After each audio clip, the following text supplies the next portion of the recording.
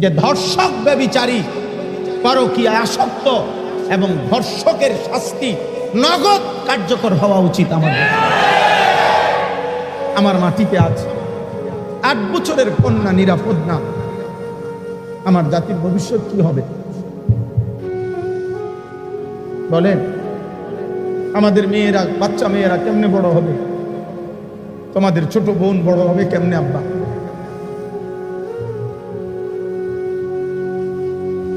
বলো, তোমাদেরও তো অসংখ্য ভাই, তোমাদের ঘরেও তো ছোট বোন আছে।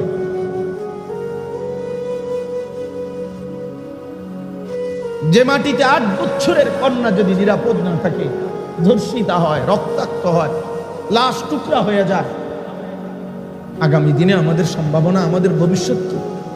আমরা বিল্ডিং করে করবো কি, ব্রিজ করে করবো কি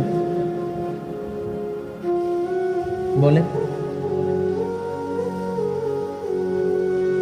বলে আপন ঘর, এক বাসা, এই বাসা আর ওই বাসা, 2 ফ্ল্যাট 2 দিকে, ওই ফ্ল্যাটের এর এই ফ্ল্যাটের 17 বছরের প্রতিবেশী যদি আপন কন্যার ইজ্জত লুণ্ঠন করে হত্যা করে, 8 বছরের কন্যা।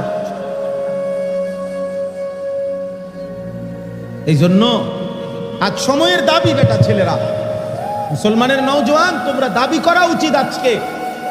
এটা সরকারি দল বিরোধী দলের বিষয় না, এটা বিএনপি জামাত ইসলামের বিষয় না, এটা এই মাটির 18 কোটি মানুষের দাবি হওয়া উচিত যে ধর্ষক ব্যভিচারী পরকীয়া আসক্ত এবং ধর্ষকের শাস্তি নগদ কার্যকর হওয়া উচিত। আমাদের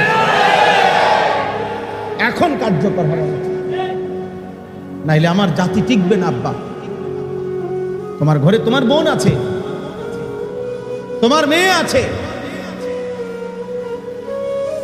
কারো নিরাপত্তা থাকবে না, জাতির নিরাপত্তা থাকবে না, সমাজের নিরাপত্তা থাকবে না।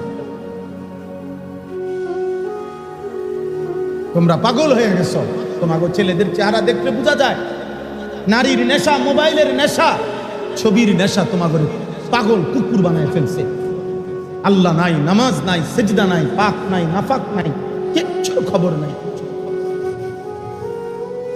সারাক্ষণ কোন দুষ্ট শয়তান বেঈমানে তোমাকে বুঝাইছে যে সারাক্ষণ চুল নিয়ে ব্যস্ত থাকবা। কোন বেঈমানে বলল? পৃথিবীর কোন পাগল তোমাকে বলল যে পুরুষ? আরে পুরুষ তো হলো ওই পাহাড়ের নাম, যে পাহাড় মনের ভিতরে গলে যাবে প্রয়োজনে, কিন্তু পরিশ্রম, শক্ত মাটি ফাইরা যে ফসল উৎপাদন করবে পৃথিবীতে, মানুষের কল্যাণে, যে মানুষের জন্য কাজ করবে, দিবা নিশি ঘাম ঝরাবে, তারই তো বলে পুরুষ। পুরুষ মানুষ এত বিনোদন, পুরুষ মানুষ এত খামখেয়ালি হওয়া, এ তো পুরুষ না, এ তো অন্য জাতি হলে ভালো হইতো, এ তৃতীয় লিঙ্গ হলে ভালো হইতো। দুনিয়াও চিনলা না, আখিরাতও চিনলা না, না নামাজ পড়ো, না কোনো ভালো কোনো উপার্জনের চেষ্টা করো, কিছুই না। তাহলে এর চাইতে তো তৃতীয় লিঙ্গের মানুষ হইলে ভালো ছিল। তৃতীয় লিঙ্গের যেগুলা, ওইগুলা না সারাক্ষণ সাজে, হিজড়া মানুষ যেগুলা, হিজড়া, ওইগুলা না বেটা সারাক্ষণ সাজগুজ করে, ওইগুলা না সারাক্ষণ পেখম করে, ফ্যাশন করে, ডোলে লড়ে, কিরকম করে না করে। তুমি তো পুরুষ, তুমি নওজোয়ান, তুমি পৃথিবী গড়বা, তুমি এই সুন্দর সমাজ গড়বা। মানুষ তোমার কাছ থেকে নিরাপত্তা পাবে, সাহসের কথা শুনবে, অসহায়, অভাবী, দুস্থ, পীড়িত, বিপদগ্রস্ত মানুষ আশ্রয় পাবে।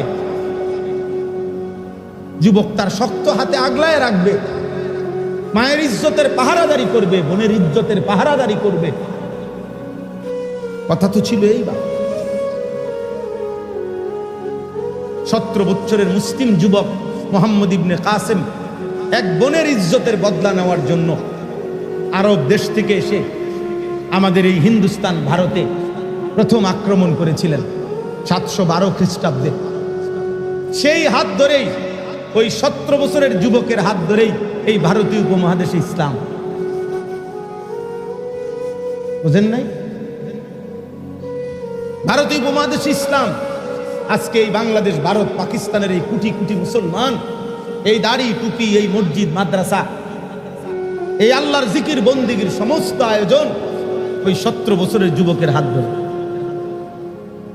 সেই উদ্বোধন করছে প্রথম রাজা দাহিরকে পরাজিত করে সিন্ধুতে ভারতের কালেমার পতাকা উড়াইছে।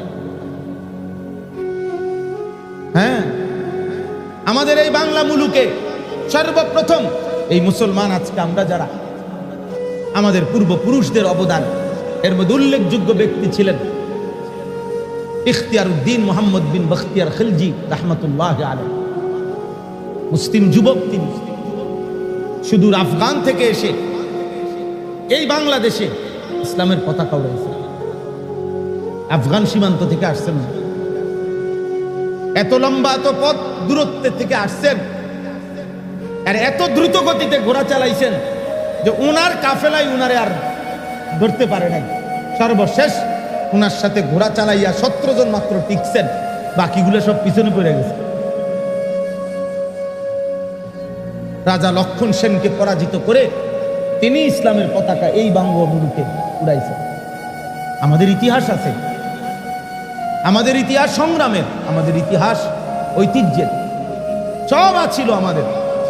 কিন্তু তোমরা অল্প অল্প কয়দিন হয়, আরে 20 বছর আগে আমরাও বড় হয়েছি বেটা, 30 বছর আগে আমরাও ছোট ছিলাম। তোমরা এখন এসে এক সাইজের ছেলে পেলে যে পরিমাণ অসভ্যতার নোংরামি করছো, এটা গত 30 বছর আগের যুব সমাজ করে নাই। আমি নাফরমানি একসাথে শুরু করবে, একটা মহল্লার একজন আরেকজনকে ডাকাডাকি করে তোমরা গুনাহ করছো। 10 জন 20 জন একসাথে মোটর সাইকেলের প্রতিযোগিতা করছো, 10 জন 20 জন একসাথে মোবাইলের প্রতিযোগিতা করছো। এক বাবা ওই দিন আমারে বললেন, কায়দা দিলেন, দিয়ে বললেন, হুজুর আমার ঘরের টাকা, আমার সন্তান, আমার ঘরের জমানো টাকা, ওনার ঘরে দিনদার মানুষ 2 লক্ষ টাকা চুরি করে নিয়ে 2 লাখ টাকারই মোবাইল কিনছে, 60টা মোবাইল কিনছে বন্ধু বান্ধব নিয়ে। হ্যাঁ, কসম আল্লাহ, 2 লক্ষ টাকা বাফের চুরি করে 2 লাখ টাকারই মোবাইল কিনা ফেলছে। 7টা মোবাইল কিনছে, বন্ধুদেরকে সবাই দিছে, সবাই মিলে আড্ডা দিবে।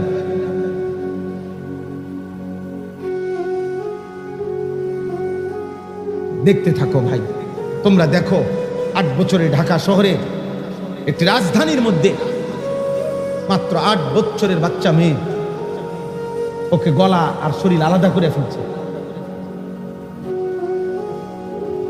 কি নৃশংস যৌন চাহিদা, লজ্জাস্থানের চাহিদা, কি অসভ্যতা, কি পরিমাণ বেড়েছে। তার মানে ওই যে অব্যাহত নারী ছবি, অশ্লীলতা, রাতভর উলঙ্গ ছবি দেখা, দিবানিশি মোবাইলে পড়ে থাকা, যার কারণে যৌন চাহিদা হয়ে গেছে কুত্তার মতো, যৌন চাহিদা হয়ে গেছে শূকরের মতো, যার কারণে যা পাইতেছে সামনে চাচ্ছে যে সব সিরা বিড়ালাইতে। প্রিয় ভাই আমার, একজনই ফিরো, একজন ছেলে হলো ফিরো। এই সমাজে ঘুরে দাঁড়াও, এই সমাজ বদলে দেওয়ার ফিকির করো, নয়তো আগামী দিনে তোমরা টিকবা না, তোমাদের প্রজন্ম টিকবে না, তোমাদের জেনারেশন টিকবে না, তোমাদের ছোট বোন নিরাপদ থাকবে না, তোমাদের কন্যা নিরাপদ হবে না, তোমরা নিরাপদ স্ত্রী পাবে না।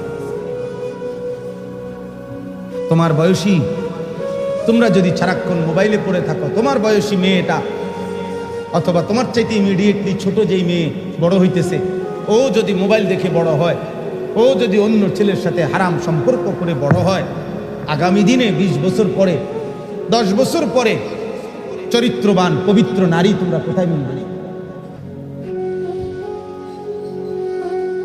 বলো না ভাই? তোমাদের নিজের প্রয়োজনের সময় হালাল পবিত্র স্ত্রী মিলবে কোথায়? বুঝেন নাই হিসাবটা? আজ যদি এমন হইতো গুনাহ শুধু আমি করছি আর কেউ করছে না, এমন তো না। আমরা এই জন্য অনুরোধ করলাম, আমি এটাই বুঝাইতে চাইলাম, ইবাদত পৃথিবীর প্রত্যেকটা জাতির জন্য আল্লাহর বন্দিগি, আল্লাহর গোলামি, আল্লাহর ইবাদত আল্লাহ তাআলা নির্ধারণ করেছেন। এবং এটা সহজ বিষয়, আল্লাহকে মানা সহজ, কোরআন মানা সহজ, ইসলাম মানা সহজ। পরিবেশ পরিস্থিতির সাথে, যুগ চাহিদার সাথে ইসলাম মানানসই। কোরআনের কোনো বিধান বেমানান না। রাসূলুল্লাহ সাল্লাল্লাহু আলাইহি ওয়াসাল্লামের এক বিন্দু সুন্নাত সমাজের বাস্তবতার সাথে অপ্রাসঙ্গিক নয়, অপ্রাসঙ্গিক না, যৌক্তিক, ইনসাফপূর্ণ, ভারসাম্যপূর্ণ। ইসলাম ভারসাম্যপূর্ণ। আজকের পৃথিবীর কারো কাছে ভারসাম্যপূর্ণ কোনো মতাদর্শ নাই। পুঁজিবাদ, গণতন্ত্র, সমাজতন্ত্র যা আছে সব কিছু অসম, ভারসাম্যতা নাই। নির্দিষ্ট পুঁজিপতিকে কেবল বড় লোকই বানাচ্ছে, নির্দিষ্ট ফকিরকে কেবল ফকিরই বানাইতেছে। তেলের মাথায় শুধু তেলই দিতেছে। ইতিপূর্বেও যে 100 কোটি টাকা লোন নিতে পারছে, ওমা হেতেরে সবাই লোন দিতে আছে। আমি লোন দিতে কইতেছি না, মানে বুঝাইতে চাইলাম।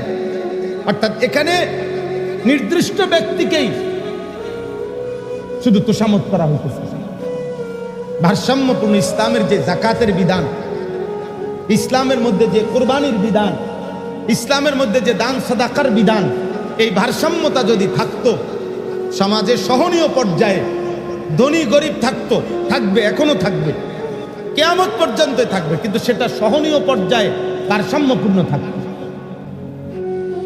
ব্যবধান এত না, একজনের 100 কোটি টাকা, আরেকজনে ভিক্ষা করে, হাত পাততেছে, সে 1 লোকমা খাবার জোটে না। এই অসম ব্যবধান আজকের আধুনিক বিশ্ব, ইউরোপ, এই পুঁজিবাদ, এই বস্তুবাদ এরা করছে। আমরাও আলহামদুলিল্লাহ প্রতিনিয়ত পড়ি। গোটা পৃথিবীর শেষ আধুনিকতাটাও আমরা পড়ার চেষ্টা করি।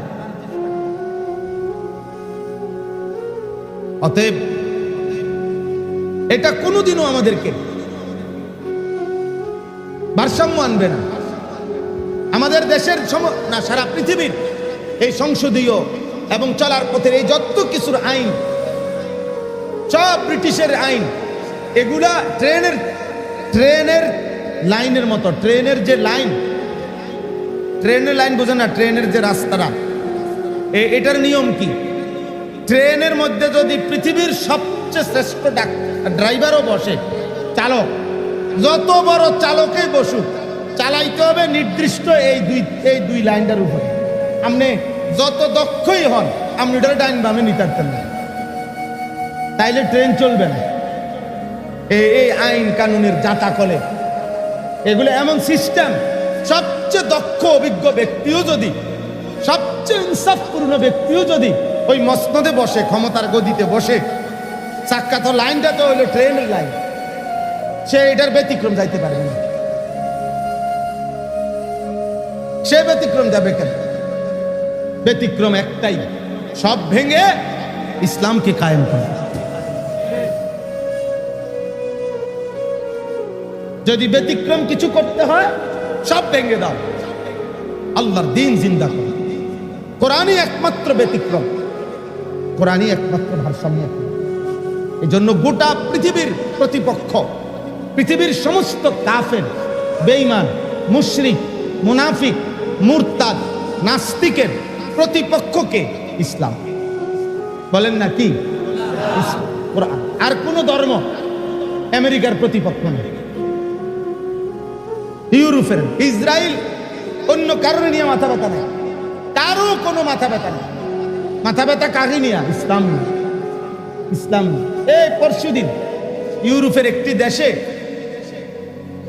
নারীরা বিদ্রুপ করার জন্য, এই 2 দিন হয়, আপনার খোলা মঞ্চে, নাচের ওপেন মঞ্চে, ওপেন খোলামেলা, আপনার 3 জন নারী একদম বোরখা পরে, হিজাব পরে একদম আমরা মুসলিম মহিলারা যেভাবে কালো ঢিলে ডালা হিজাব পরে, মুখ চোখ ঢাইকা চোখ খোলা থাকে, এরকম কইরা স্টেজে আসছে সবার সামনে। আইসা আবার এটা সবার সামনে খুলে ফেলাই দিছে কাপড়টা, মানে বোরকাটা খুলছে, আরে পুরা ওই সাদা গায়িকা নায়িকা নর্তকীর পোশাক যেটা, ওইটা তার ভিতরে। এবার সবাই হাসতেছে, হাততালি দিতেছে, মানে বিদ্রুপ করছে ইসলামের বোরখাকে।